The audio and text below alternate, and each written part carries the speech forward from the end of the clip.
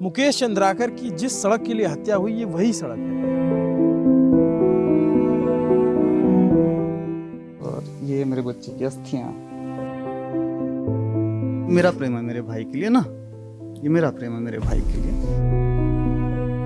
और ये बस्तर की अंदरूनी सड़क है और इस सड़क की हालत देखिए ना, मतलब मैंने तो जूते भी नहीं पहन रखे हैं। ये देखेंगे, ये सड़क बनी थी और इसको उसने भ्रष्टाचार को रिपोर्ट किया था और ऐसी पूरी लंबी सड़क ऐसी ही है। मुकेश की फोटो है, फोटो का शीशा टूटा हुआ है और वो ऐसे ही चश्मा लगा करके रिपोर्टिंग करता था। कैसे थे काका आपके?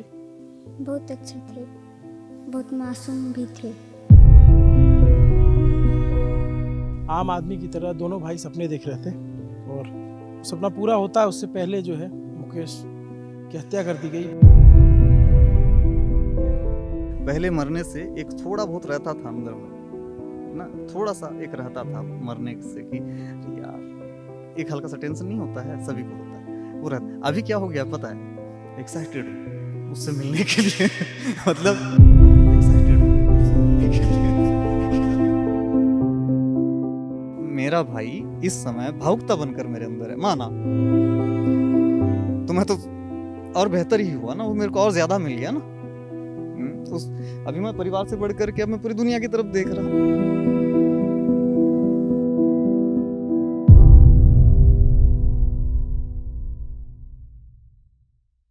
मुकेश चंद्राकर कौन थे, क्या थे, ये मैं बताऊंगा, लेकिन मैं ये भी बात कहूंगा कि याद रखने की क्यों ज़रूरत है, क्योंकि इस देश की याददाश्त बहुत कमज़ोर है और चीज़ों को भूल जाते हैं।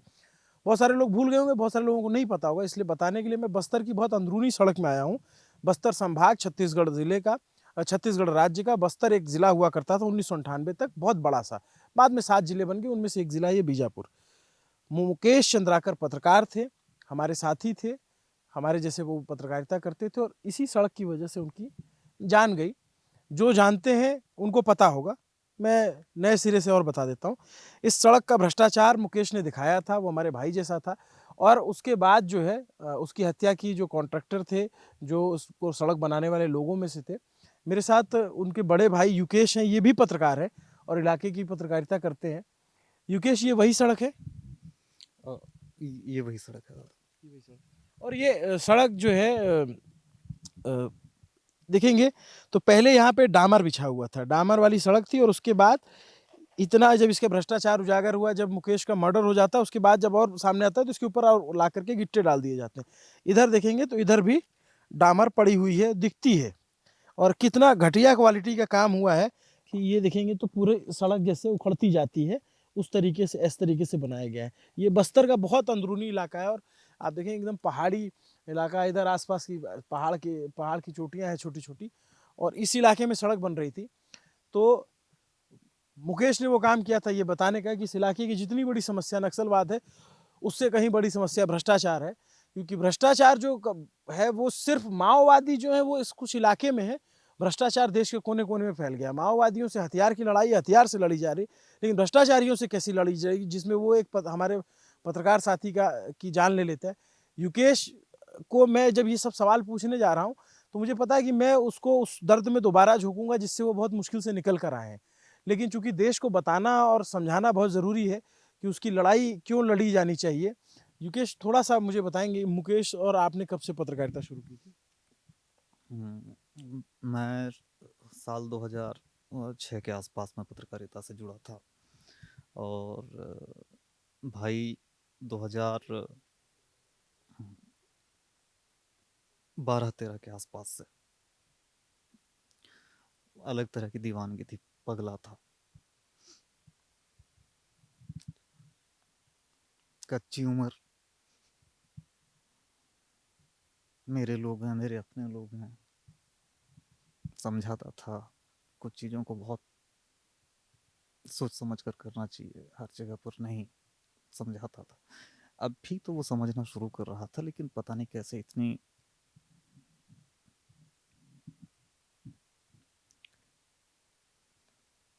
कोई बात नहीं, मेरे लिए पता था कि ये बहुत मुश्किल है इस पे बात कर पाना, लेकिन ये वो पूरी सड़क है जिसको दिखाने के लिए, और बहुत दूर है, यहाँ पे आना हमारे लिए भी बहुत चुनौतीपूर्ण था, बहुत मुश्किल था, बहुत ही ज़्यादा मुश्किल था।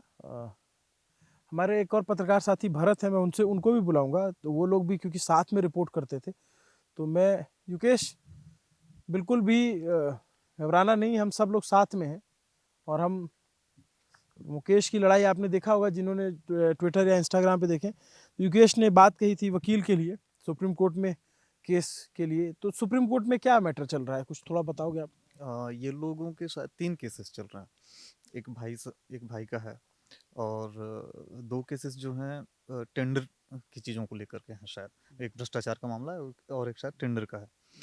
तो अगर किसी एक मामले में भी इनको किसी भी तरह की रियायत मिलती है तो बहुत मुमकिन है। हमारे यहाँ की न्यायिक व्यवस्था बहुत अच्छी है, बहुत लचीली है। लेकिन आप ना इस तरह के जघन्य अपराध, जिनको जघन्य कहना भी ना दादा अ, कष्टदायी है। तो मैं समझता हूँ कि हमारी न्याय व्यवस्था इस मामले की गंभीरता को समझ रही है, और इस तरह के हत्यारों को फांसी की सजा नहीं होनी चाहिए। किसी को भी मौत की सजा नहीं देनी चाहिए। कम से कम उनको उनका अपराध बोध हो। अपराध बोध ज़रूरी है बस। मैं किसी का अहित नहीं चाह रहा हूँ। मैं जानता हूँ कि मेरे इस तरह की भावनाओं के कारण बहुत सारे लोगों की भावनाएं आहत भी हुई। और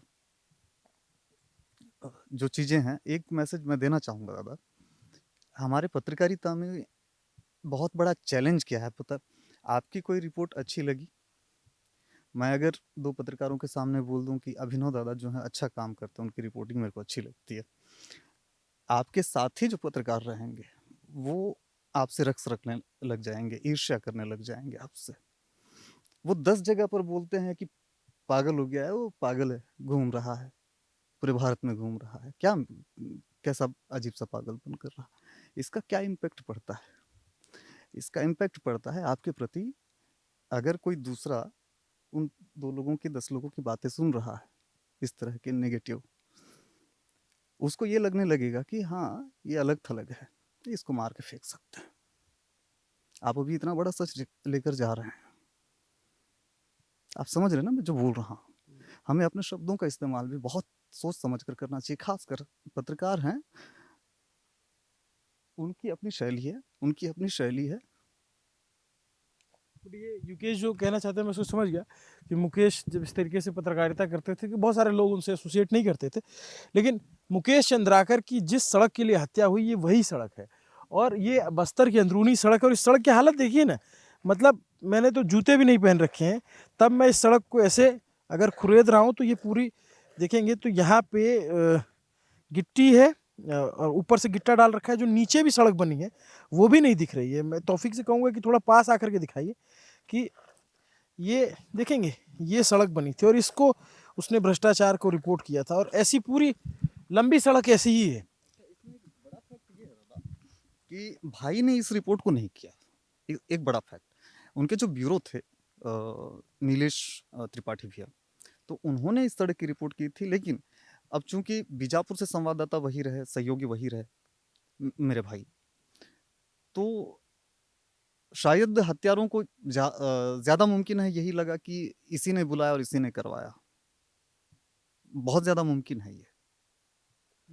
लेकिन ये किसी भी सूरत हाल में नज़रअंदाज किए जाने लायक केस भी नहीं है। जैसे आप बोले ना कि भारत के लोगों की याददाश्त बहुत कमज़ोर है, वो भूल जाते हैं चीज़ों, भूल जाते हैं, तभी ना इस देश का हाल ये है।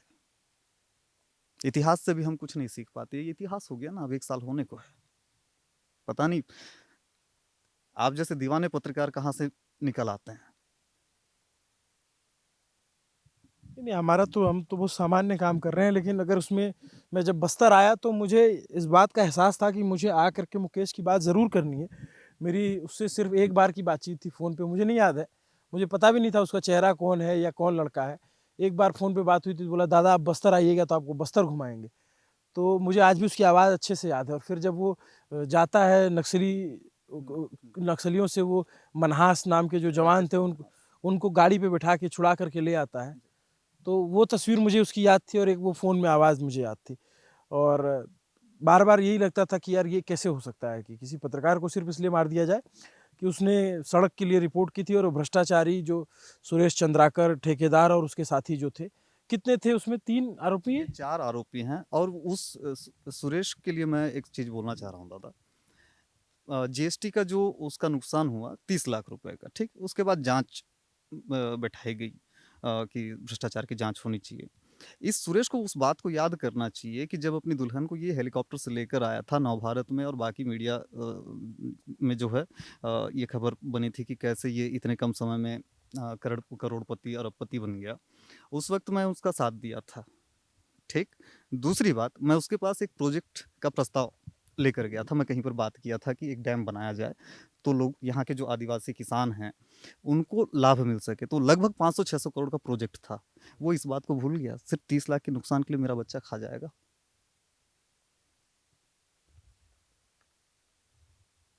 मैंने तो कोई नुकसान नहीं किया था। ज़िंदगी भर का तकलीफ़ उसने किसको दिया?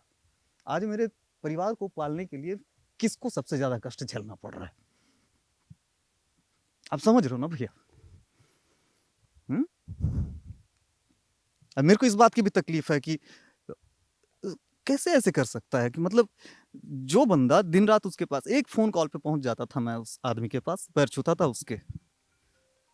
और उस रितेश के हाथ कैसे नहीं काँपे? मेरे पैर छूता था वो। और ये जो बोलते हैं ना कि भाई हैं आपस में, चचेरे भाई हैं, तो इसमें एक बड़ी बात मैं आपको बता रहा था दादा कि हमारी जो वंशावली है, उस वंशावली में दूर-दूर तक के कहीं पर हमारे वंश नहीं मिल रहे हैं, हमारे पूर्वजों के नाम नहीं मिल रहे हैं। तो जानने वाले थे। चंद्राकर सरनेम एक है, जैसे आप चौहान देखेंगे, है ना? ठाकुर देखेंगे, राजपूत देखेंगे, सिंह देखेंगे, तो भारत के कोने-कोने में मिल जाएँगे। यहाँ पर वो गंगालूर के चंद्राकर हैं, हम बासागुड़ा के। हमारे पूर्वजों का इतिहास क्या रहा? महाराष्ट्रीयन। लेकिन ये मामला वैसा नहीं है। नहीं, मामले की बात फिर भी, मैं जब इस सड़क पे आ भी रहा था तो मैं बार बार ये सोच रहा था कि ये एक ऐसी सड़क है जिसने हम में से एक पत्रकार साथी की जान ले ली। और ये सड़क कैसी बनी है, मतलब क्योंकि यहाँ पहुँचना ही बहुत दुर्गम है। हम जब यहाँ आए तो हमको एक नदी बीच में पड़ती छोटी थी, तो गाड़ी उसमें से कुदा करके पार करना पड़ा। तो यहाँ पर वो आकर के, या फिर जिसने भी आकर के उसने रिपोर्ट की, और चूंकि मुकेश यहाँ पे बहुत ही सच्चा और अच्छा लड़का, जो जिसके लिए दिल्ली से कोई भी आता था तो उसकी मदद करता था वो। तो ये मतलब एक सड़क ने कैसे एक पत्रकार को उसको मार करके सेप्टी टैंक में जो है छिपा दिया था उसके शव को। और ये वो सड़क है, मतलब जिसको हटाने के लिए मुझे जूता पहनने की भी जरूरत नहीं पड़ रही है सिर्फ, और इस पे दोबारा लिपापोती की गई है। तो नक्सलवाद, माओवाद के खिलाफ एक देश निर्णायक लड़ाई लड़ रहा है, भ्रष्टाचार के खिलाफ कब लड़ेगा, ये बड़ा सवाल है। क्योंकि इसमें सिर्फ ये जो भ्रष्टाचार हुआ है, इसमें सिर्फ अकेले वो ठेकेदार नहीं जिम्मेदार है। वो कट जो है, जो ऊपर के अधिकारी हैं, जो टेंडर पास करने वाले लोग हैं, वहां तक पहुंचा रहा होगा। एक पूरा तंत्र है, वो अधिकारी अपने नेता, विधायक, मंत्री तक पहुंचाते हैं। ये एक पूरा चेन बना हुआ है, और वो एक चेन जब ऊपर से नीचे तक आती है, तो फिर उस चेन की आखिरी जो कड़ी होती है, वो किसी पत्रकार साथी के खून से लिपटी होती है। तो ये अपने आप में कहना देखना बहुत तकलीफ दे। मैं बार बार यूकेश से उतनी बात नहीं कर रहा हूँ, क्योंकि मुझे लग रहा है कि मैं जितनी बात करूंगा इसके जख्मों को मैं कुरे दूंगा। लेकिन आप देखेंगे तो आगे की सड़क नहीं है, इतनी यहीं तक बनी हुई है। इसके पीछे थोड़ा बना है, उसके उसके थोड़ा, और पीछे अभी तक वो काम भी नहीं हुआ है। उस तरफ में आगे में सड़क चालू है शायद, उस तरफ आगे में हाँ। है शायद सड़क। मेरे को याद आ रहा है कि मैं आगे में गया हुआ था अब, लेकिन उसकी हालत भी ऐसी ही है। बाकी मैं भ्रष्टाचार को लेकर के मैं बहुत ज़्यादा कुछ नहीं बोलूँगा। बस मैं इतना चाहूँगा कि उनको अपराध बोध होना चाहिए। मेरे को मिल गया ज़िंदगी भर का, मेरे को बहुत तकलीफ़ है।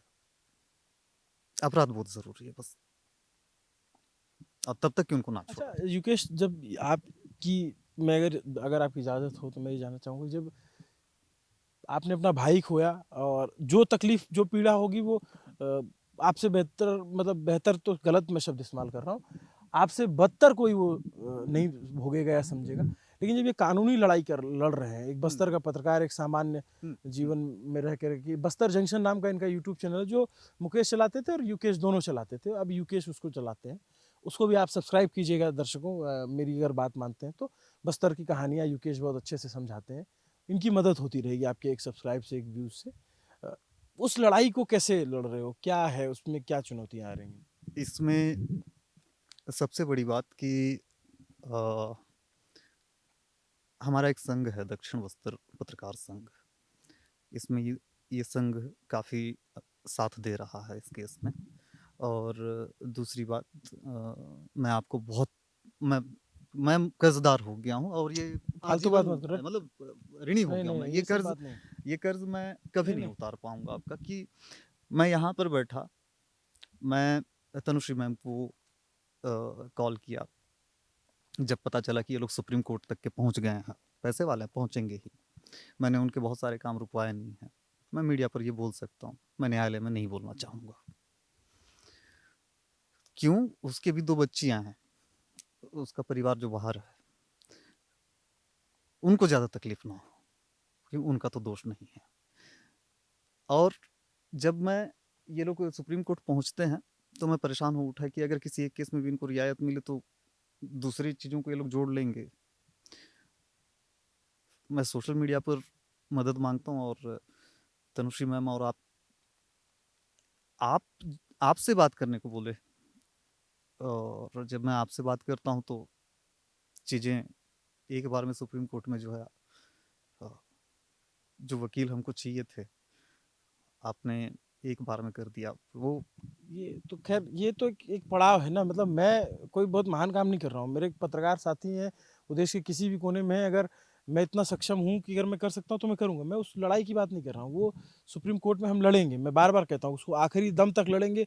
Single bench, double bench, triple bench, चाहे संवैधानिक बेंच को चला जाए, उसको लड़ेंगे। क्योंकि ये मतलब लड़ाई लड़ना बहुत ज़रूरी है, ताकि इतिहास में याद रखा जाए कि हाँ ठीक है, किसी की जान गई थी तो ये ना कहा जाए कि पूरी कौम जो है वो बुज़दिल थी और इसने अपने लोगों, अपने अपने साथी की लड़ाई नहीं लड़ी। वो बात नहीं कर। इसमें दादा एक बहुत बड़ा साथ है ना। 10 महीनों तक के ना तो मैं कहीं फील्ड में निकल रहा हूँ, ना ही काम कर पा रहा हूँ। मैं अपने आप मतलब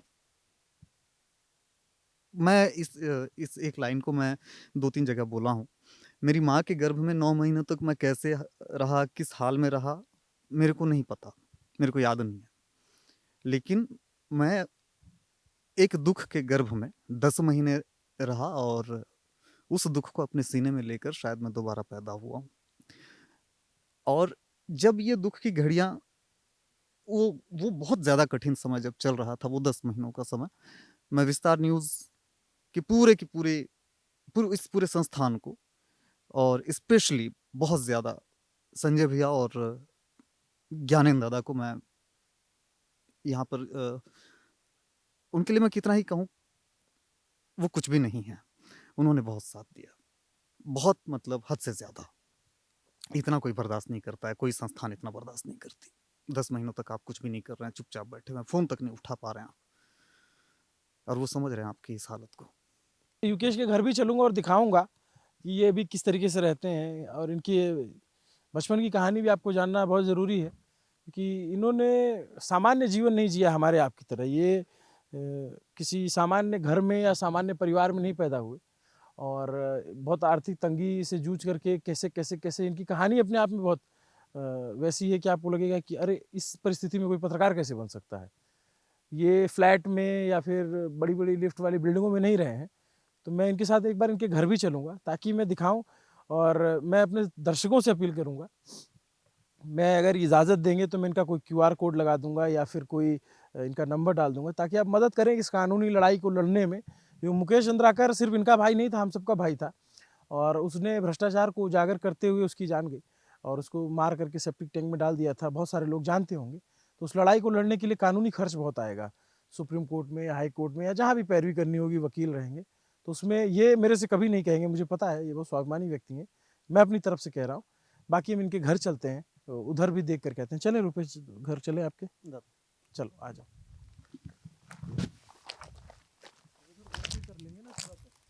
रात ज़्यादा हो गई थी, इस वजह से बातचीत आगे नहीं बढ़ाई, क्योंकि युकेश को कुछ ऐसी चीज़ें दिखानी थी जो दिन में साफ दिखती। इस वजह से हमने कहा कि चलो अगले दिन सुबह शूट करेंगे, तो मैं रुक गया। युकेश और मुकेश इसी घर में किराए पे रहते थे, ठीक कह रहा हूँ मैं? जी। ये भाई यहाँ पर 8 साल से रह रहा था और मेरे को यहाँ पर आए हुए लगभग 6 महीने का समय हुआ था। और आप लोग वैसे एक्चुअल कहाँ के रहने वाले हो? बासागुड़ा यहाँ से 45 किलोमीटर दूर एक गांव है। कभी था बहुत ज़्यादा माओवाद प्रभावित था और सलवा जुडूम ये जो आप देख रहे हो ये अब जो स्थिति हुई है, मैं 10 महीने तक के तो कोई काम नहीं कर पाया था। पूरे 10 महीने यहाँ से नीचे उतरना मेरा मुश्किल था। मैं शायद ही कभी नीचे भी आ पाया। हाँ, इक्का दुक्का काम से मैं बाहर जाकर आया ज़रूर, लेकिन स्थिति काफ़ी क्रिटिकल थी मेरी। रेंट नहीं पे कर पाया तो मैं ओनर को बोल नहीं पा रहा हूँ कि इसको ठीक करवाना है। तो अभी निकल रहा हूँ तो खैर चीज़ें हो जाएंगी। इधर ऊपर रहते हो आप? जी चले तो इस घर में देखेंगे तो आप मुकेश और युकेश दोनों भाई रेंट पे रहते थे और कह रहे हैं कि बच के आओ दादा थोड़ा सा। इनके 2 बच्चे हैं और उन बच्चों का भरण पोषण इन्हीं के ऊपर जिम्मेदारी है। ये छत का हिस्सा है।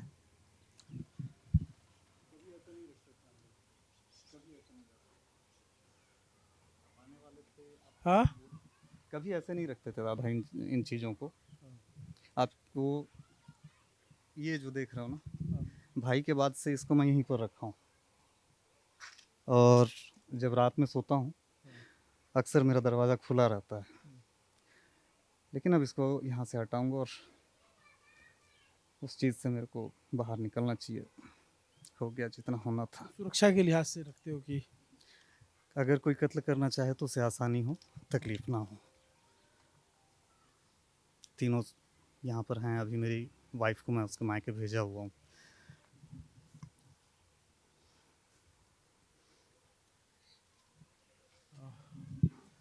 बहुत ही दुखद है और इस लेवल तक युकेश हार गए कि अगर कोई मुझे भी मारना चाहे तो मार दे।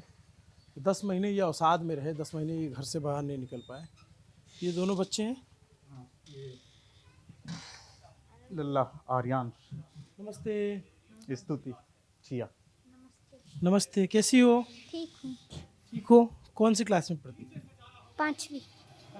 कार्टून देख रहे हो तुम लोग? Yes sir. क्या देख रहे हो? इधर आओ, बैठ जाओ। इसको थोड़ा सा बंद कर दो। हाँ, अब बताओ कौन सी क्लास में पढ़ती हो बेटा? 5वीं। 5वीं में। क्या बनना है बड़े होकर के? डॉक्टर। डॉक्टर। और तुमको क्या बनना है? इधर आओ। क्या बनना है? एस्ट्रोनॉट। एस्ट्रोनॉट। क्या होता है ये? ये जो अंतरिक्ष में जाते हैं। कैसे लगा कि ये बनना चाहिए? क्या चीज़? कहाँ से देखा है कि ये बनना चाहिए मुझे? ये मैं मोबाइल्स में देखा हूँ। हुआ इसमें। ये बच्चे ये सपना देख रहे हैं ना, यही बहुत बड़ी बात है। मतलब पत्रकार होने के नाते नहीं, इस इलाके के आम नागरिक होने के नाते भी ये बहुत ही इंटीरियर गांव से हैं और इनके चाचा और इनके पापा यहाँ शहर आए, पत्रकारिता करके अपना काम शुरू किया। मैं यहाँ पे जब हूँ तो मेरी नज़र इस तस्वीर पे जा रही है। ये मुकेश की फ़ोटो है। फ़ोटो का शीशा टूटा हुआ है और वो ऐसे ही चश्मा लगा करके रिपोर्टिंग करता था किसी टाइम पे और इलाके के बहुत सारे लोगों के लिए वो हीरो था, क्योंकि आम गरीब आदिवासी की बात करता था, गांव में जाता था, लोगों के मुद्दे उठाता था। कोर नक्सलियों के बीच जाके रिपोर्टिंग करता था मुकेश और फोर्स के जवानों की जो शहादत होती थी उसकी भी रिपोर्टिंग बहुत यहाँ पे डिटेल में जा कर के मुकेश की रिपोर्टिंग होती थी। तो ये फ्रेम टूटा हुआ है, शीशा टूटा हुआ है, लेकिन आदमी का शरीर चला गया है लेकिन विचारों में जिंदा है अभी भी। और बहुत सारे लोग इंस्टाग्राम पे, सोशल मीडिया पे मैं देखता रहता हूँ, मुकेश के लिए पोस्ट करते रहते हैं। तो मैंने कहा कि आज मुकेश के घर पे आकर ही बात कीजिए। ये शीशा कैसे टूट गया इसका? बच्चे खेलते खेलते। ये दोस्त हैं इनके? तो जैसे अभी खाने वाने का कैसे होता है बच्चों का? पत्नी आपकी नहीं है? हाँ, जब मैं अपनी पत्नी को भेजा था, मेरे को अकेला रहना था थोड़ा, तो लगभग महीने 1.5 महीने लल्ला अकेला खाना बनाया। हाँ, और चिया उसका सपोर्ट करती थी। मैं तो अपने में नहीं था, और अगर मैं अपना दुख भी ज़ाहिर करता तो शायद अहंकार समझा जाता मेरी आवाज़ से, मेरे शब्दों से। तो खुद को समेट रहा था, बस बच्चों को बोल दिया था बेटा मेरे को बिल्कुल डिस्टर्बेंस नहीं चाहिए, आपस में देख लेना चीज़ों को कुछ समय के लिए, और संभाल लिए दोनों बच्चे। कितने साल उम्र तुम्हारी? मैं 13 का हूँ। 13 साल का। तो ये 12 साल की उम्र में खाना बना रहा था। ठीक है। 1.5 महीने 1 महीने पहले तक के। बहुत प्यारे बच्चे हैं आपके, बहुत ही बहुत क्यूट से हैं। फिल्म देखती हो?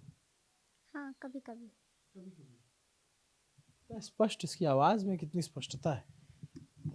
और स्कूल कहाँ जाती हो? स्वामी आत्मानंद। स्वामी आत्मानंद, ये सामने जो है। तो पैदल जाती हो? कभी कभी पापा छोड़ देते और कभी कभी? हैं, मैं जाती हूँ। मेरे को सर क्यों बोल रही हो? मैं तुम्हारा अंकल हूँ, है ना? बताया था ना जिनके बारे में, हम्म। वही हैं। हम दोनों को प्रणाम करना भूल गए। नहीं नहीं नहीं, अरे अचानक से वो बेचारे टीवी देख रहे हैं, हम धड़धड़ाते हुए चले आ रहे हैं कैमरा लेकर के। सीधे रिपोर्टिंग चालू रही ना, तो चौंक गए होंगे। ये फोटो किसकी रखी हुई है? हमारे काका की।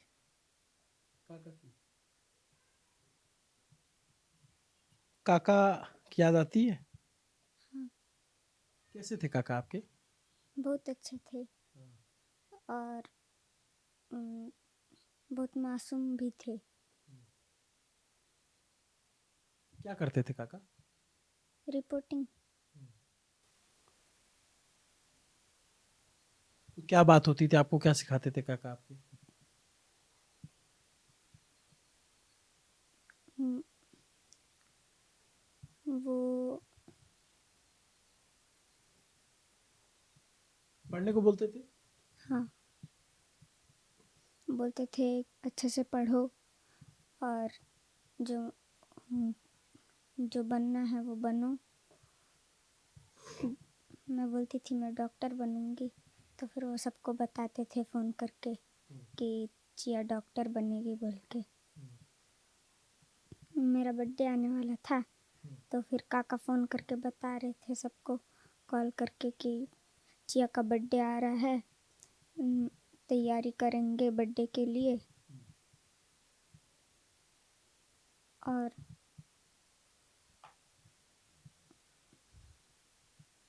1 जनवरी को हम लोग सोचे थे कि पार्टी मनाएंगे ऐसे कुछ दिन बाद। तो फिर वो मेरे को मनी दिए थे 50 रुपीज़, पैसा जमा करने के लिए। तो फिर मैं उसको संभाल कर रखी थी। उसके बाद फिर मैं उसको कुछ खरीदी कुछ ही दिन बाद, जब काका लापता थे।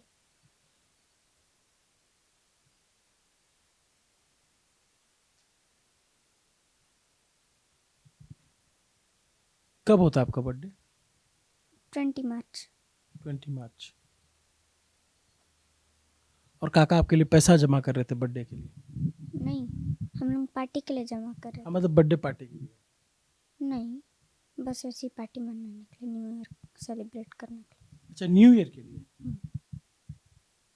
न्यू ईयर पे काका नहीं आए?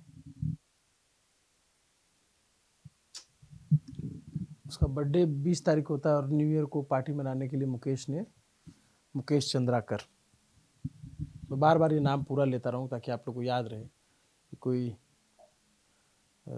हमारा साथी था जिसकी मैं बच्चों के सामने क्या ही बोलूं। बट 1 तारीख को न्यू ईयर की पार्टी करनी थी, और 1 तारीख को ही उसकी जान ले ली गई। और युकेश से मैं बात करता हूँ तो कई बार लगता है कि माइक हटा लो, मैं इनसे क्या बात करूँ। मतलब ये मैं क्यों इस आदमी को वो उस यातना और उस तकलीफ़ के दौर में वापस ले जा रहा हूँ। लेकिन फिर ये लगता है कि अगर ये बात नहीं होगी तो लोगों तक बात पहुँचेगी कैसे, और लोग समझेंगे कैसे कि एक पत्रकार का जीवन, जो खास कर कि ग्रामीण और दूर दराज के इलाकों में पत्रकारिता करते हैं, उसका होता कैसे है। ये बहुत ज़्यादा पैसे तो मिलते नहीं हैं, और अभी भी आप देखोगे घर पे आकर के तो ये किराए के घर में रहते हैं। उसका घर का नाम, मुकेश के घर का नाम था बिट्टू। बिट्टू नाम था, बिट्टू, बिट्टू। तो यूट्यूब चैनल जब बनाया तो इसी घर से बनाया था।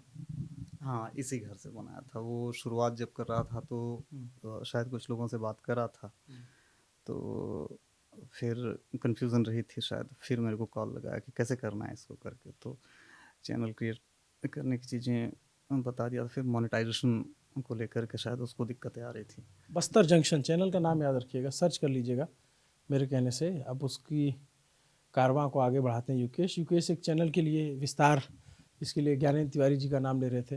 उस चैनल के संपादक है, विस्तार न्यूज एमपी छत्तीसगढ़ का चैनल है, तो उसके लिए भी काम करते हैं बतौर स्ट्रिंगर, और अपना चैनल भी चलाते हैं ताकि एक बड़ी बात है, हमारे यहाँ ज्ञानेंद्र भी है, उनको मैं बहुत पुरानी पहचान, जैसे अभी आपसे मिल लिए अपन, तो वो पहचान की प्रक्रिया काफ़ी लंबी है, बहुत सम्मान है उनका इधर। तो वो कहीं पर भी किसी भी जिले में स्ट्रिंगर नहीं, वो हर चैनल से अलग हट कर रिपोर्टर। अच्छा, आप रिपोर्टर हो अब बताइए कि हर जिले में जो भी संवाददाता हैं वो रिपोर्टर हैं इस और चैनल वो आपको ये भी इजाज़त देते हैं कि आप अपना चैनल भी चला सकते हो। हाँ।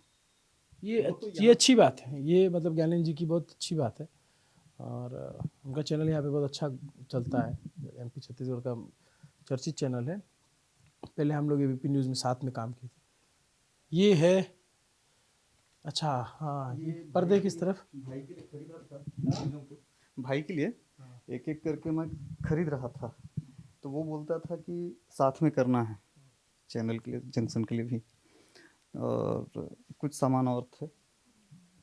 जो हाँ, यहाँ सोता था, पूरा बिखरा हुआ है, यहाँ सोता था मेरा भाई। तो मेरे को एक बार गले गले लग कर कैसे रोते हुए बोला कि अकेले हो जाता है रोता, बड़ा सा बेड जो कि भले जैसा भी है, बहुत अजीब सा लगता, बहुत अकेला हो गया यार दादा ऐसे करके। तो मैं तुरंत आया कुछ देर बाद, काफ़ी देर तक यहाँ पर चुपचाप दोनों भाई बस लेटे हुए थे काफ़ी देर तक। इस चेयर पे मैं कभी बैठा नहीं, ये उसके ऑफिस का चेयर है ये, इस चेयर पर मैं कभी नहीं बैठा। एक बार बैठ कर चेक किया था कि इस पे बैठकर पबजी कैसे खेल सकते हैं, जमेगा कि नहीं जमेगा, ये चेक करने के लिए बस एक बार बैठा था। और ये मेरे बच्चे की अस्थियाँ मैं ला करके रख लिया अपने पास। जब बहुत ज़्यादा उदास हो जाता हूँ या फिर ऐसा कुछ अंदर से कुछ टूटता है तो थोड़ी देर के लिए बस। लेकिन ये गम किसी मेरे भाई की मौत का नहीं है, ये गम मेरे भाई की मौत का नहीं है, उसकी ज़िंदगी को छीन लिया गया ना, जहाँ से उसके एक होता लड़कपन, उसके आगे हम अगर किसी अनुभव से गुजरते हैं फिर हमारे आदमी बनने की प्रक्रिया शुरू होती है। ये एक अनुभव से गुजर रहा था, अभी उसके समझने की क्षमता में वृद्धि होनी थी। थोड़ी सी तारीफ कर दी उसकी, हाँ ये हमारा अपना आदमी है, थोड़ी सी उसकी कोई आलोचना कर दिया तो भड़क जाना, लड़कपन था बच्चे में। तो उसकी ज़िंदगी जो आगे बढ़नी थी हमारे साथ, हम लोग कुछ सपने देख रहे थे साथ में।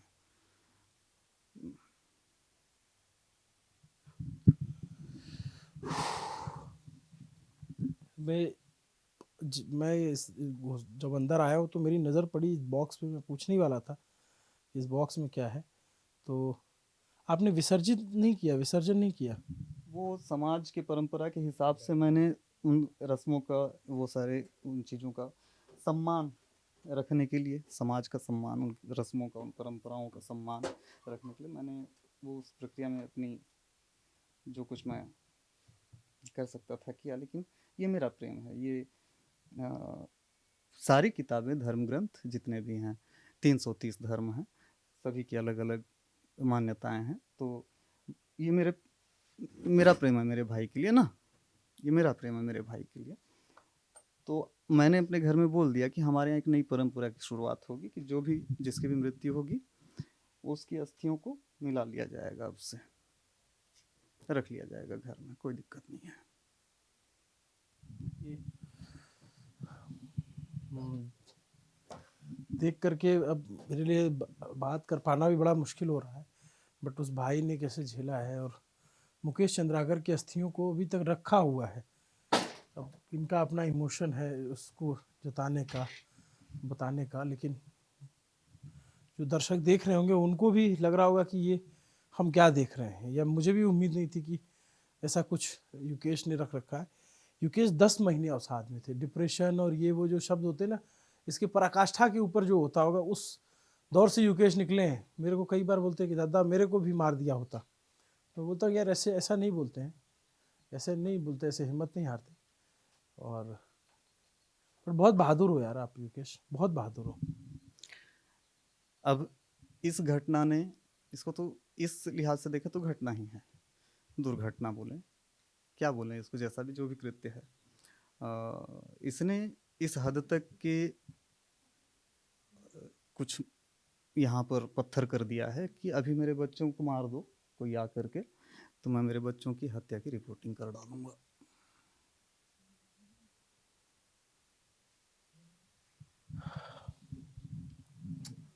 बहुत बहुत बहुत बहुत बहुत, मतलब जितना हम सोच सकते हैं उससे कहीं ज़्यादा ये पीड़ा है मुकेश चंद्राकर के जाने की, मुकेश के जाने की। और ये वो छोटा सा, देखिए यहाँ किचन है और ये उसका न्यूज़ रूम था, और इससे वो सपने देखता था। मैं उसके लिए सामान इकट्ठा कर रहा था। मैं चाह रहा था कि कहीं वो जैसे छोटा सा ऑफिस को खोल कर रखा, तो मैं चाह रहा था कि जैसे घर तैयार हो जाए तो एक स्टूडियो जैसा उसके लिए निकाल करके पूरा मैं रेडी करके दे दूँ उसको, उसको पता ही ना चले, सरप्राइज हो। ये जैसे इसको बोलते हैं टेलीप्रॉम्प्टर, इसमें लिख करके पढ़ा जाता है कैमरे के सामने बैठकर। ये एक ग्रीन स्क्रीन होती है। ये बस्तर जंक्शन जो मुकेश का बनाया चैनल है उसका लोगो है, और ये लाइटें वगैरह हैं। तो आप घर बना रहे थे? घर, हाँ, घर बना रहे हैं भाई। प्लिंथ तक का काम भाई अकेले कराया। उसके बाद मेरे पास थोड़े से पैसे आए, तो मैं उसको बोला था कि रख ले 50-1 हज़ार रुपये या ईंट ईंट गिरवा ले, तो हंस दिया था। पहली बार पैसे आए तो उछक रहे, रखो अपने पास, ज़रूरत पड़ेगा तब बताऊंगा। मुकेश और युकेश की दोनों की कहानी ऐसी है। ये तो अभी हम जिस बारे में बात कर रहे हैं वो बहुत ही पीड़ादायी, लेकिन ये पत्रकार बन गए इनके लिए यही बहुत बड़ी उपलब्धि है, क्योंकि ये ऐसे गांव से आते हैं जहां न सड़क पहुंची, न सरकार पहुंची, न कोई योजनाएं पहुंची। थोड़ा अपने गांव और बचपन के बारे में बताओगे दोनों भाइयों के? लंबी कहानी है, दिक्कत हो जाएगी, बहुत लंबी है कहानी। हाँ, शॉर्ट में मैं बता सकता हूँ कि मैं 4.5-5 साल का रहा होगा। मेरे पिताजी का देहांत हो गया था। मेरा भाई उस समय 1 से 1.5 साल का रहा होगा।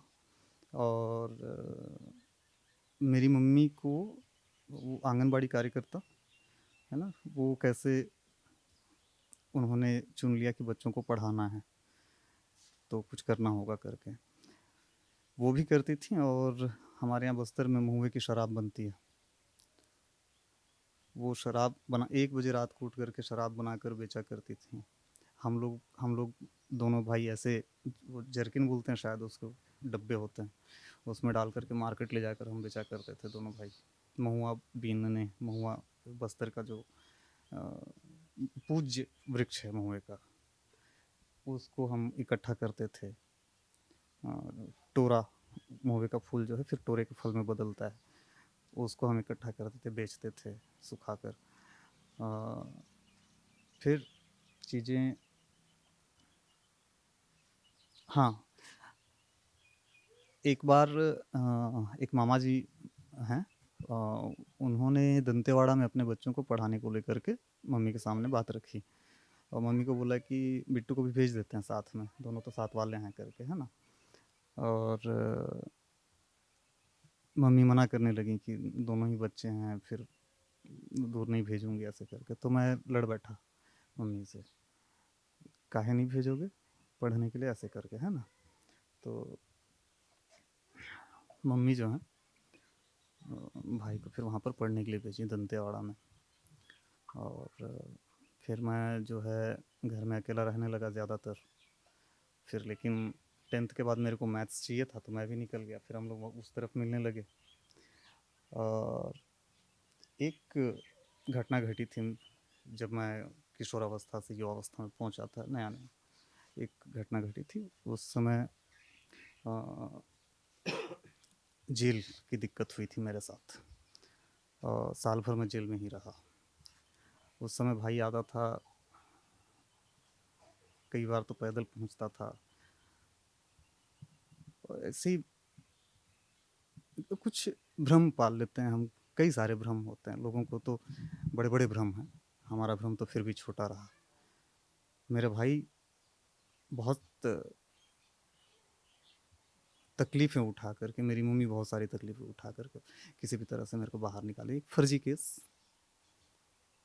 जानबूझकर फंसाए जाने जैसा चीज़ें होती हैं, होती हैं। और वहाँ से निकल कर आया तो देख रहा हूँ मम्मी को कैंसर। फिर दोनों भाई कैसे भी करके मम्मी का ट्रीटमेंट कराने की कोशिश करने लगे, नहीं बचा पाए। हम लोग तो, मम्मी 44 दिन बेड में तड़प रही हैं, वो हिल नहीं पा रही हैं, घाव हो गए पूरे लेटे लेटे।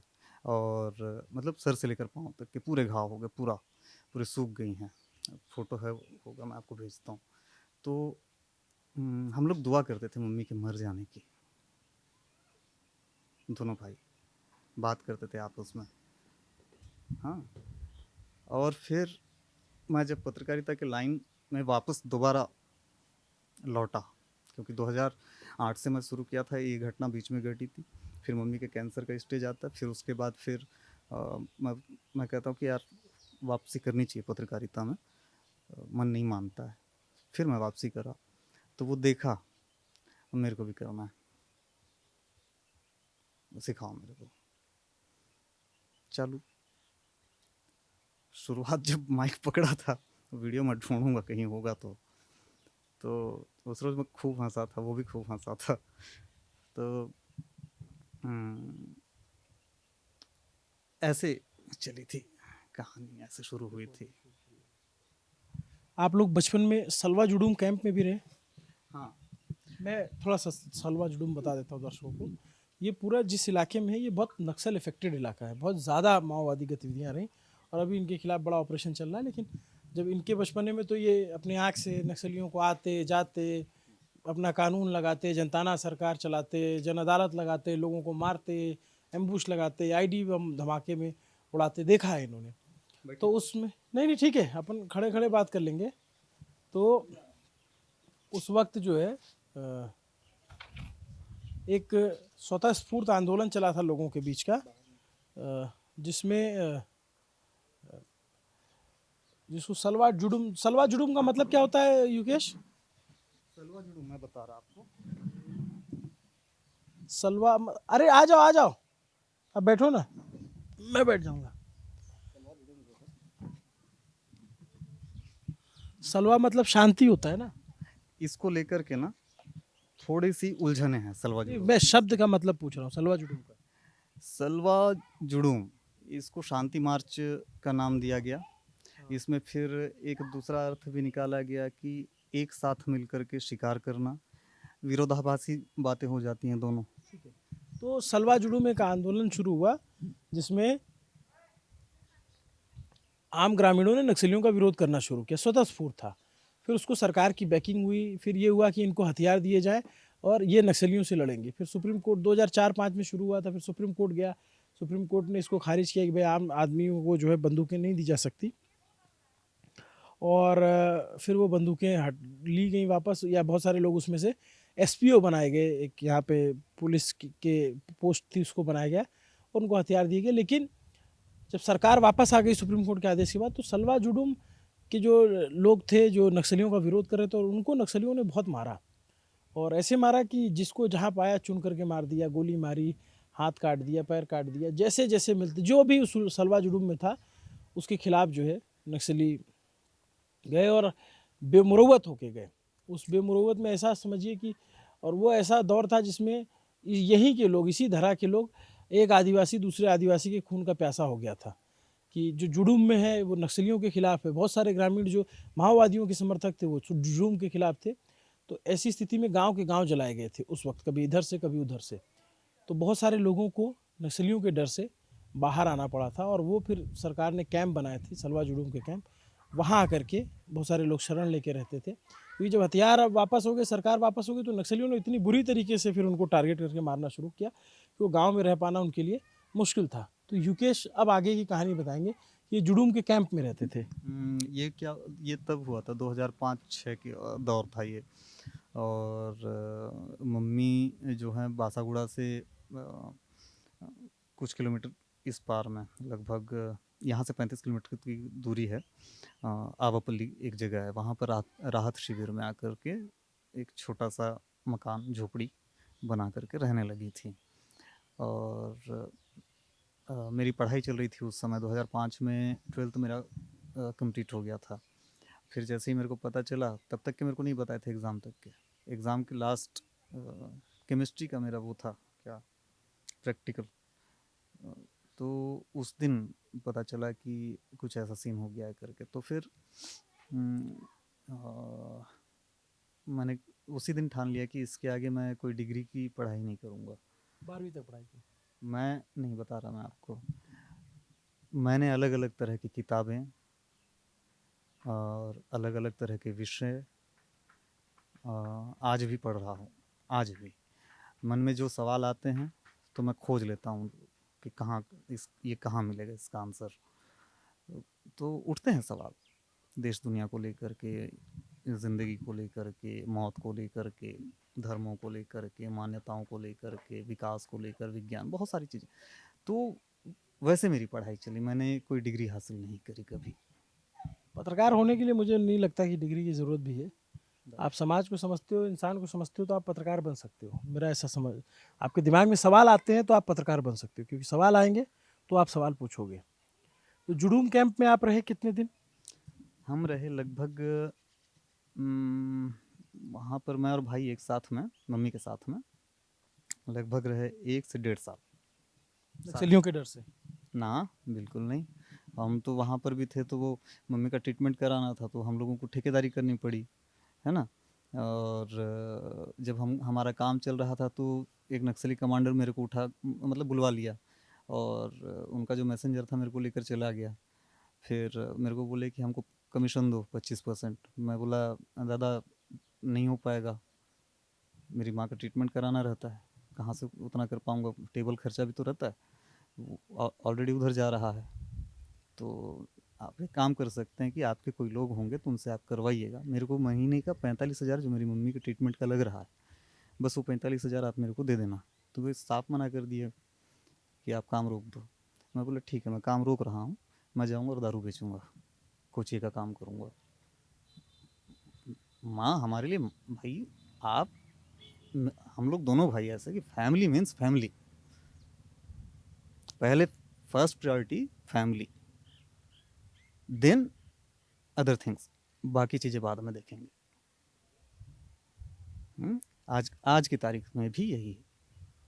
तो हम वापस आए, मैं जब वहाँ से वापस आया तो फिर दारू चालू बेचना, है ना, और मम्मी का ट्रीटमेंट। लेकिन नहीं बचा पाया यार दादा, उस है कुछ रहस्य, अब क्या कर सकते, जाना तो है बिल्कुल। तो मैं इन मौतों से एक चीज़ स्पष्ट रूप से सीखा कि मरने वाले हो, सबके सब मरने वाले हो। तो इस बात को मत भूलना कि आप जिससे प्यार करते हो वो भी मरने वाला है। अभी जब हम बात कर रहे हैं, मेरा कोई प्यारा मर सकता है, मेरी मौत तो होगी, मेरे को डर नहीं है। मैं जिससे प्यार करता हूँ वो मरने वाला है, अभी या कि थोड़ी देर में, या कि अगले साल, चलो 5 साल बाद, लेकिन मरेगा वो। इतना अगर मैं याद रख लूँ, मैं प्यार कर पाऊँगा आगे वाले से। वजह होनी चाहिए अगर मोहब्बत करने की, तो की जानी चाहिए। एक वजह पैदा कर लो। और बिट्टू तो भाई था। नहीं, ये तो बिट्टू के बाद आया ये ख्याल कि मैं अगर लोगों से बोलूं कि प्यार क्यों करना चाहिए तुमको, फिर मेरे बच्चे अभी बड़े हो रहे, तो मेरे अंदर इस तरह के ख्याल आ रहे कि मेरी बच्ची है, कोई उसका बलात्कार करके कहीं मार के फेंक दे, मेरा बच्चा बड़ा हो रहा है, कोई उसके टुकड़े करके कहीं फेंक दे। ऐसा ना हो। अगर 1000 लोगों में से कोई एक भी मेरे विचार से प्रभावित हुआ, जो हत्यारी मानसिकता की एक भीड़ अगर तैयार होनी है आज से 20 साल बाद या 10 साल बाद, हाँ, 1000 लोगों की, उनमें से अगर एक मेरे इन शब्दों से प्रभावित होकर वो उस रास्ते को त्यागता है, छोड़ता है, हो सकता है कि मेरे एक बच्चे की जान बच जाए। मैं इतनी कोशिश कर रहा, अपने चैनल के माध्यम से भी मैं पत्रकारिता का जो पैटर्न है वो चेंज कर रहा। मैं मैसेज देना ज़रूरी है आज, ज़रूरत है आज दुनिया को। जेनजी को देख रहे हो ना, भड़क गई अगर, पता नहीं, अगर इस जेनजी के सामने में हत्यारी मानसिकता या लालची मानसिकता जो भ्रष्टाचार की जननी है, अगर इनके पोल खुलने लग गए ये निपटा देंगे। बहुत गुस्सैल प्रवृत्ति के लड़के लड़कियां हैं ये लोग। ये योगेश जो बातें कह रहे हैं, कई बार होगा कि आपको लगेगा कि ये क्या बात कर रहा है आदमी, लेकिन जब आदमी इतने दुख तकलीफ वेदना से गुजरता है तो जाकर के कहीं ये ज्ञान प्राप्त होता है जिसमें वो अपने बुरे से बुरे की कल्पना कर सकता है, अपने अच्छे से अच्छे में भी शांत रह सकता है, बहुत उत्साही नहीं हो सकता है। लेकिन मैं बार बार आप लोगों से कहता चलूँगा कि मुकेश के लिए लड़ाई लड़नी है, इन्हें, हमें, हम सारी पत्रकारिता बिरादरी को, मैं पत्रकार दोस्तों से भी कहूँगा कि जितना हो सके साथ दीजिएगा, मदद कीजिएगा, पर उससे ज़्यादा ताकत आम लोगों की है। और मैं फिर कहूँगा कि इनके चैनल को सब्सक्राइब कीजिएगा ताकि एक सर्टेनिटी आए, इनके बच्चे पढ़ सकें। और क्योंकि इनको बहुत कोई मोटी सैलरी नहीं मिलती या चैनल बहुत पैसे नहीं देता है, और जो चाहते हैं वो, जैसे वो चिया बोल रही थी कि काका गिफ्ट लाते थे, तो वो इतनी काबिल हो जाए कि वो अपने पास, इतना प्यारा नाम है तो नाम कैसे नहीं याद होगा, तो वो अपने पापा को गिफ्ट ला के दे सके, वो डॉक्टर बन सके, इतनी सबल हो सके। दोनों बच्चों का नाम भाई ही रखा, दोनों बच्चों का नाम आर्यांश और स्तुति। घर बता रहे थे, घर बना रहे थे, वो कहाँ पे, किधर साइड में? वो जो पेड़ है उस पेड़ के जस्ट पीछे, अरे यार वो जो पेड़ है उसके जस्ट पीछे में एक टूटा हुआ पेड़ है, उसकी एक अलग कहानी है। चले जरा देख लेते हैं, एक मुकेश का एक वो सपना भी देख लेते हैं जिसको अभी वो पूरा किए बिना चला गया, और उसके भाई हैं जो युकेश, हमारे भी भाई हैं, जो सपना को पूरा करने के लिए संघर्ष कर रहे हैं इस किराए के मकान में रह करके। बच्चों के लिए ज़्यादा दिक्कत है, हम तो फिर भी चलो देख ताक करके उतर जाएंगे, क्योंकि बच्चा अगर इधर उधर गिर गया तो उसको चोट लग जाएगी। ये हम बीजापुर शहर के बीचों बीच में है, शहर के आसपास, किनारे तरफ है, लेकिन इतना भी किनारे नहीं है हम तो। और ये आपका गांव शहर जिला मुख्यालय से कितने दूर पड़ता है? क्या चीज़ बोले? गांव गांव यहाँ से 45 किलोमीटर मानिए। अगर यहाँ का कोई आदमी कहे कि उसका गांव 45 किलोमीटर दूर है, तो आप उसको इतना मान के चलिएगा कि जितना आपको 100 या 150 किलोमीटर दूर सफ़र तय करने में लगेगा, उससे भी ज़्यादा समय लग सकता है, क्योंकि हो सकता है कि वो रोड जो है वो 10 किलोमीटर बाद ख़त्म हो जाए, फिर पगडंडियों पे जाना पड़े, फिर पगडंडियाँ भी ख़त्म हो जाए तो खेत नदी को पार करके जाना पड़े।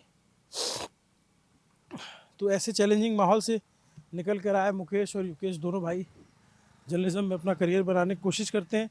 पढ़ाई नहीं की बहुत ज़्यादा, कोई डिग्री ली हो या किसी बड़े चैनल में जाएं, लेकिन जो कर रहे हैं ये बहुत हिम्मत का काम कर रहे हैं, क्योंकि जो बहुत अच्छे पढ़ के डिग्री वाले लोग हैं ना, वो ये काम नहीं कर पाते हैं।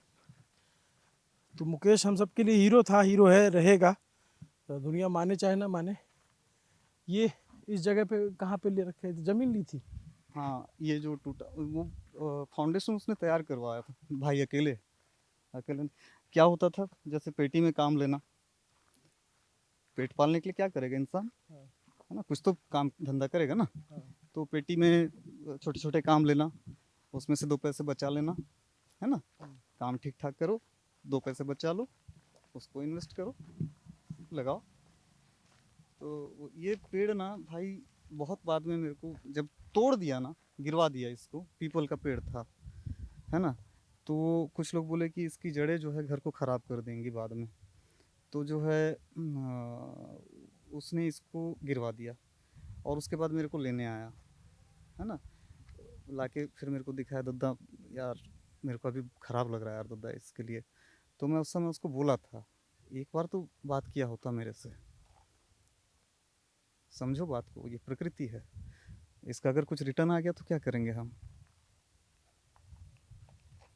आता है प्रकृति में, आप इस ब्रह्मांड में जो आप डालोगे उसका रिटर्न आएगा, प्रैक्टिकली बता रहा मैं आपको। ये वो ज़मीन है।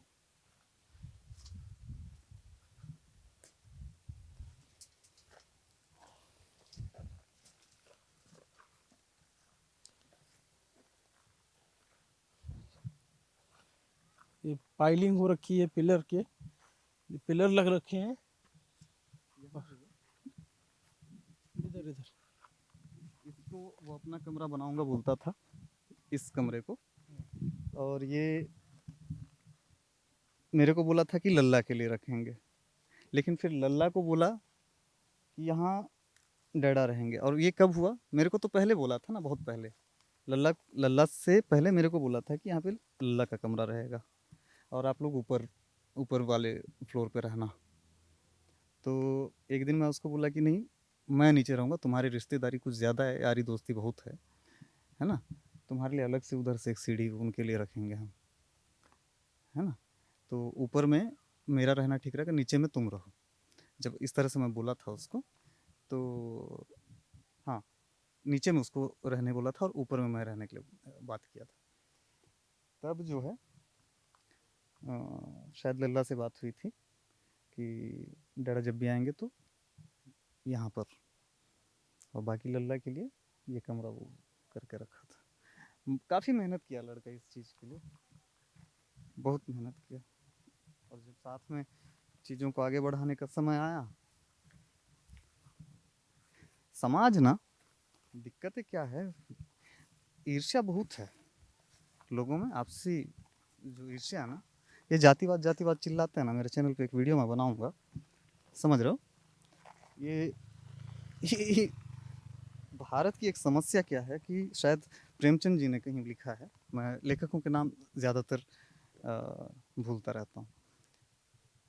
भारत में छोटी से छोटी जाति भी अपने से छोटी जाति जरूर ढूंढ लेती है। समझ रहे हैं, आदम गोंडवी का लिखा हुआ है ये आदम शायद। गोंडवी जी का है। अब ये मेरे को कंफर्म नहीं है, अब कंटिन्यू आप किसी चीज़ में लगे रहते हैं तो फिर हाँ, नहीं, ठीक है, वो भूल जाता है कुछ एक आध ये बात, लेकिन सत्य है। हाँ हाँ, ये सच है।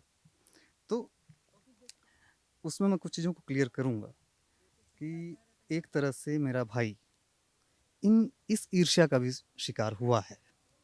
जातिगत भेद भी आपको झेलना पड़ा। वो तो ऐसा नहीं है कि मेरे को कोई जैसे यहाँ पर वर्ण व्यवस्था है, तो इस वर्ण व्यवस्था में मेरे को कोई ऊंची जाति ने मेरे को कहीं से प्रताड़ित किया हो, नहीं, ऐसा नहीं है। यहाँ ऐसा है ना कि आप जिस जाति में हो, पहले उस जाति को गौर से देखिए, टूटे बिखरे हैं या फिर संगठित हैं। संगठित रहने का मतलब लोग समझते हैं कि लड़ना है, एक दूसरे का साथ देना है, आगे बढ़ने में मदद करना है। वो चीज़ें अलग हैं कि आप मेहनत करके कुछ कर रहे हो, तो वहाँ पर भी आप लोग कौन सी कम्युनिटी से बिलोंग करते हो? इसको महार जाति बोला जाता है, और एससी में हम लोग आते हैं। जो अंबेडकर जी की जाति थी वही? जी जी जी जी जी जी। खैर, मैं जब बात ये कह रहे थे कि वो ये कमरा हमारा होगा, ये कमरा तुम्हारा होगा, तो सोच रहे थे कि जैसे कॉमन मैन होता है ना, एकदम कॉमन मैन, वो सपने देख रहा होता है, तो वो सपनों को जब देखता है खड़े होकर के नंगी आंख से जागते हुए, तो वो एक कच्ची ज़मीन पे, ये 150 गज का प्लाट रहा होगा, तो उस पर भी वो अपना महल देख सकता है, वो अपना बनाया हुआ घर उसको इमेजिन कर सकता है, देख सकता है। उसी आम आदमी की तरह दोनों भाई सपने देख रहे थे, और सपना पूरा होता है उससे पहले जो है मुकेश की हत्या कर दी गई। बार बार मैं इसको बोलता रहूँगा कि उसकी हत्या ही की गई है, उसको कोई दुर्घटना और कोई हार्ट अटैक से उसकी मौत नहीं हुई, उसको मार करके सेप्टिक टैंक में चुन दिया था हत्यारों ने। सुरेश चंद्राकर, रितेश चंद्राकर, दोनों भाई और उसके साथ 2 और लोग। सड़क के लिए रिपोर्ट होती है, फिर बाकी सारी बातें, किस्से, कहानियाँ कोई कुछ कह सकता है, लेकिन जड़ में वो सड़क थी, इससे कोई इनकार नहीं कर सकता। और वो घर नहीं बन पाया तो मैं आप ही लोगों से कहूँगा कि मदद करते रहिएगा। हमारे भाई हैं, हमसे जितना हो पाएगा हम तो करेंगे, या आप लोग करेंगे तो ये बोला जैसे संगठित होना ज़रूरी है। संगठन में संगठित होकर के लड़ना नहीं है, एक दूसरे का साथ देना है। तो साथ दीजिएगा, बस्तर जंक्शन को फॉलो करते रहिएगा। और मैं इनका QR कोड और नंबर रिक्वेस्ट करूँगा, ये दे दें तो लगा दूँगा। लेकिन आप लोगों को, जितने लोगों ने कम से कम रील के माध्यम से ही देखा है, मतलब मैंने इंस्टाग्राम पे बहुत सारी रीलें देखी है, मुकेश पे लोग रील बनाते हैं, उसके नाम पे व्यूज़ लेते हैं, तो प्लीज़ मदद भी कीजिएगा। मैं आमतौर पे कभी भी आप देखेंगे तो मैं कभी अपने लिए कोई ऐसे पैसे की और ये सब चीज़ों की मदद नहीं मांगता हूँ, लेकिन ये हमारे भाई हैं तो ऐसे ऐसे निवेदन करने की मुद्रा में मैं हूँ इस समय कि इनके लिए मदद ज़रूर कीजिएगा।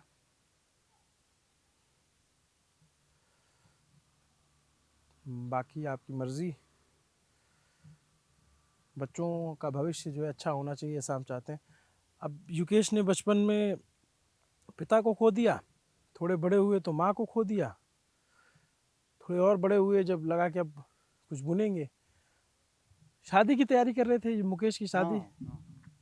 अरे मैं तो पूरे इसमें था। मैं तो एक दिन ही जो है ना, उसको लोग पूछ पूछ के परेशान करते थे, तो मैं उस दिन परेशान करने के मूड में आया। उसका बर्थडे था, बोला आज मैं ढंग से परेशान करता हूँ। और मैं जो है ना लिख दिया, इस साल उम्र हो रही है, इस साल शादी करानी है, हैप्पी बर्थडे मेरी जान, हैप्पी बर्थडे बेटा।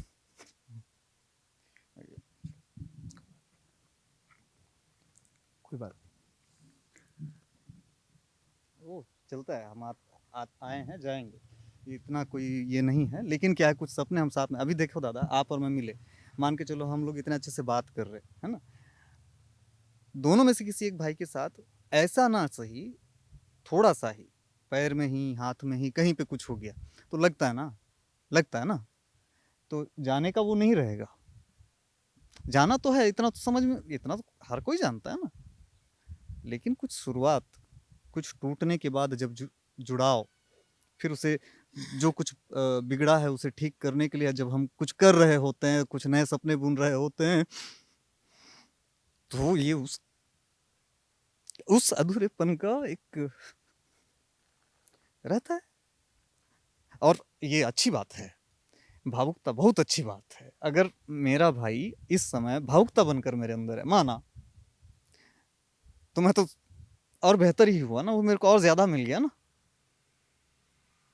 उस अभी मैं परिवार से बढ़ करके अब मैं पूरी दुनिया की तरफ देख रहा।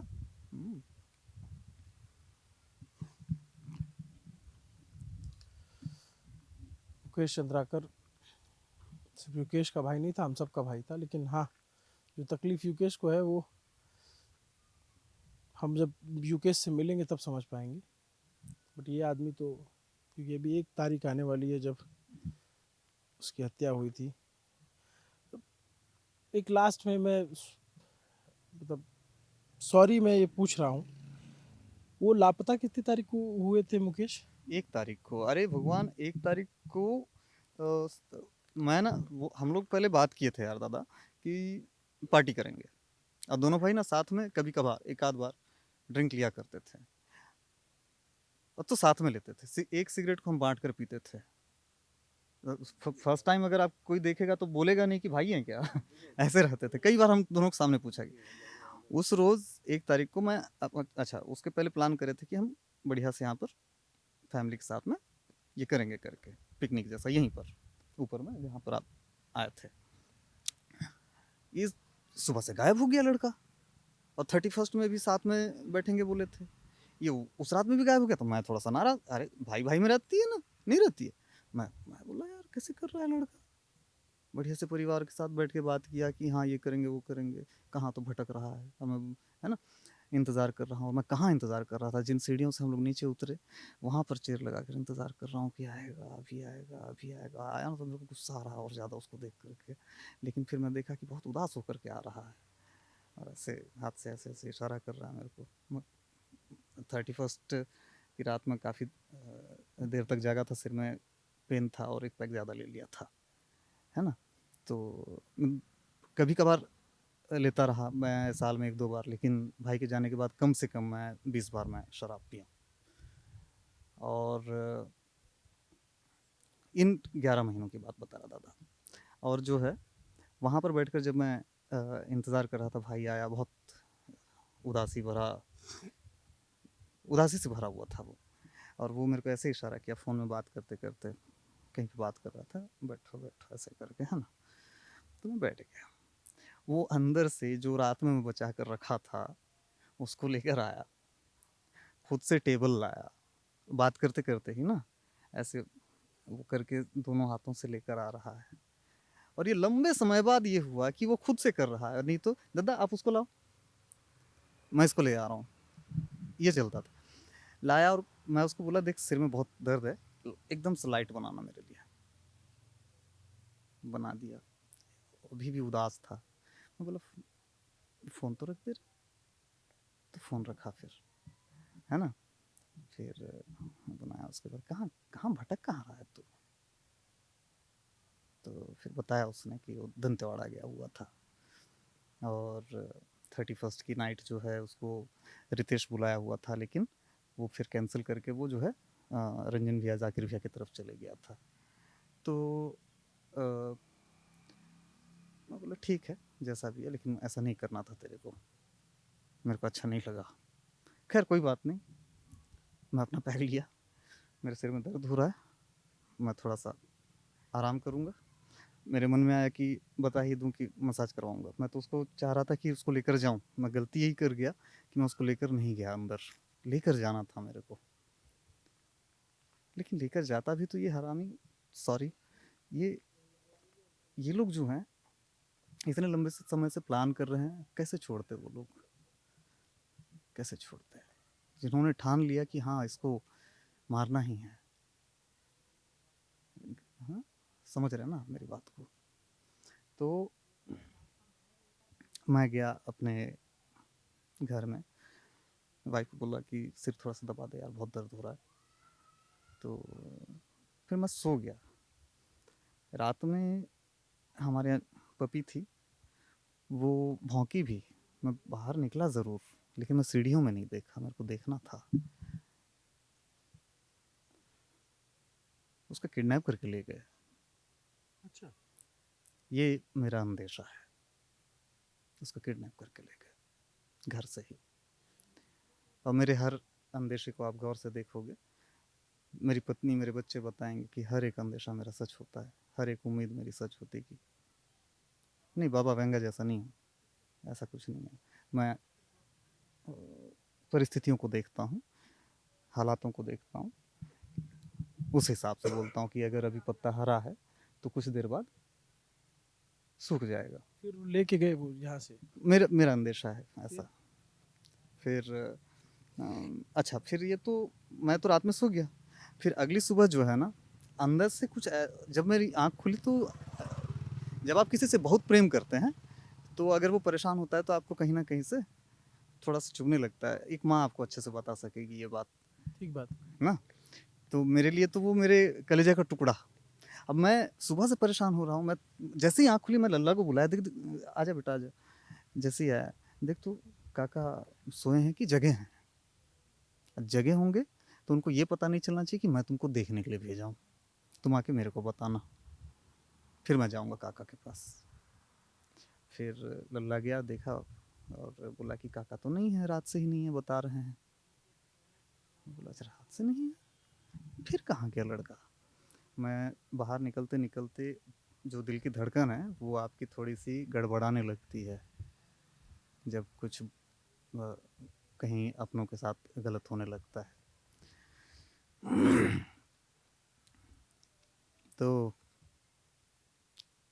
लौटा मैं वापस घर 1 बजे के आसपास से मैं उसको ढूंढना चालू किया। वो नंबर बंद होगा। हम्म, ढूंढना चालू किया और जगह जगह स्टार्टिंग तो फ़ोन हर जगह, जितनी जगह मैं फ़ोन लगा सकता था कि कौन कौन पहचान के हैं, किन किन के साथ जा सकता है, किसके पास जा सकता है। इनका अंदेशा हुआ था, इनका नाम भी लिया था एक दिन पहले जिन्होंने मारा। मेरे को लगने लगा था अंदर से कि कुछ हो तो नहीं गया है मेरे बच्चे के साथ, कुछ गड़बड़ तो नहीं हुआ है। ये एक तो इतना बड़ा मामला मेरे को बता रहा था कि कुछ नुकसान हुआ है, उनका जांच वगैरह टीम गठित कर दी गई है। तो मेरे को उस तरफ भी अंदेशा हो रहा था, कहीं कुछ गलत तो नहीं कर दिए ये लोग। लेकिन मैं ऐसा सोच नहीं सकता था कि कुछ इस तरह किए होंगे। मेरे को तो ऐसा लग रहा था कि हो सकता है किसी कमरे वमरे में डाल के जो है ना बंद करके रखे हैं। मेरे मेरे मन में तो यही आ रहा था। और अच्छा, ये गुमशुदगी वाली बात को देखो आप, कि जिस दिन मैं उसको खोजने लगा हूँ तो बहुत परेशान होने लगा ना।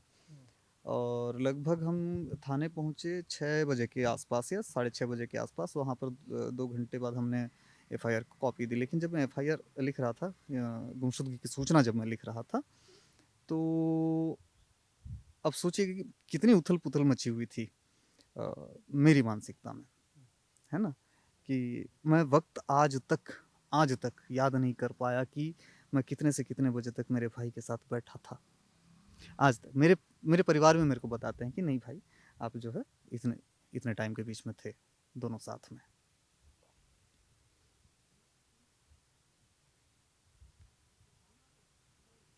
फिर उसके बाद जो है कितने दिन बाद जो है फिर पता चला कि यहाँ पे बॉडी रिकवर हुई या क्या हुआ था?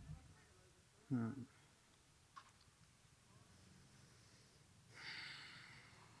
अगले दिन शाम को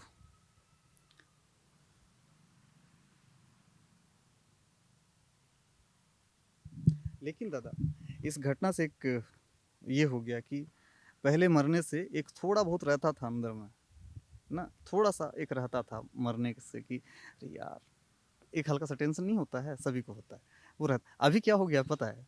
एक्साइटेड हूँ उससे मिलने के लिए मतलब वो आप समझ रहे हो? फालतू बात मत करो। अरे खुद में अपना छोटे छोटे बच्चे हैं तो उनको बड़ा करना है। और मेरे लिए मुकेश कोई खबर नहीं है, ना कोई रिपोर्ट है। वो हम जैसा था, एक पत्रकार था और पत्रकारिता करता था और अपने घर परिवार चलाने के लिए जो बन पड़ता था वो करता था। युकेश भी वही करते थे। तो मैं आप लोगों से सिर्फ ये पूरी बातचीत आप सुन रहे होंगे तो आप समझ रहे होंगे कि ये किस यातना या किस वेदना से गुजरे हैं। मैं इसमें इसीलिए आप लोगों से बार बार उसमें मदद की गुहार कर रहा हूँ। आमतौर पर मैं कभी किसी रिपोर्ट में आपने नहीं देखा होगा कि मैंने इतनी बार कहा हो। तो मुकेश चंद्राकर के भाई, उनके भतीजों, उनके परिवार का जो 4 सदस्य हैं, उनके लिए आप सोचिएगा और मदद कीजिएगा। हम लोग भी प्रयास करेंगे कि ये घर बन जाए। तो दोबारा आएंगे तो देखेंगे कि हाँ शायद लगे अच्छा क्या, चलो उसने एक सपना देखा था, हम लोगों ने पूरा कर दिया। और मदद इसलिए ज़रूरी है कि इंसाफ की लड़ाई लड़ना है बहुत लंबी।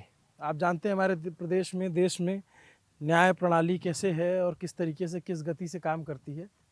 तो वो हत्यारे जो है वो छूटे नहीं, क्योंकि इस भाई के सामने अगर वो हत्यारे घूमेंगे ना तो आंखें पथरा जाएंगी अगर वो उनको ज़मानत मिलती है या कुछ भी होता है। तो ये उदार है, ये कहते हैं कि फांसी नहीं होना चाहिए। मैं इतना उदार नहीं हूँ, मैं थोड़ा इस मामले में क्रूर किस्म का हूँ।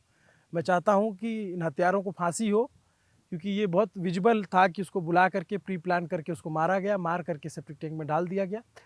और ये कितना भी कहे कि नहीं उनको अपराध बोध हो और ये वो, इस तरह के अपराधी अपराध बोध के लिए या माफ़ी के लिए लायक नहीं है। मैं देश की न्याय प्रणाली और न्यायाधीशों से अपील करता हूँ कि अगर उनके अदालत में मुकदमा जाए तो सबूत और सारे जो भी हैं उसको देखिएगा, उनके भाई से बुलाइएगा, पूछिएगा और उनको फांसी की सज़ा से नीचे कुछ मत मुकर्रर कीजिएगा, ताकि आगे से कभी किसी पत्रकार को कोई ठेकेदार या कोई भी व्यक्ति ताकत किसी भी स्वरूप में हो, चाहे ठेके के स्वरूप में हो, चाहे सत्ता के स्वरूप में हो चाहे बंदूक के स्वरूप में हो, जैसे भी हो, कोई भी ताकत किसी पत्रकार को इस तरीके से निशाना ना बना पाए, किसी भाई को इतना कठोर ना बनाने पाए। इसलिए आप लोगों का सहयोग और साथ चाहिए। आपने ये बातचीत सुनी, हम लोगों को इतनी देर तक देखा, उसके लिए शुक्रिया। कैमरे पे मेरे पीछे साथी हैं तौफीक, एडिट करेंगे असद। देखते रहिए न्यूज़ पिंच। ठीक है, अरे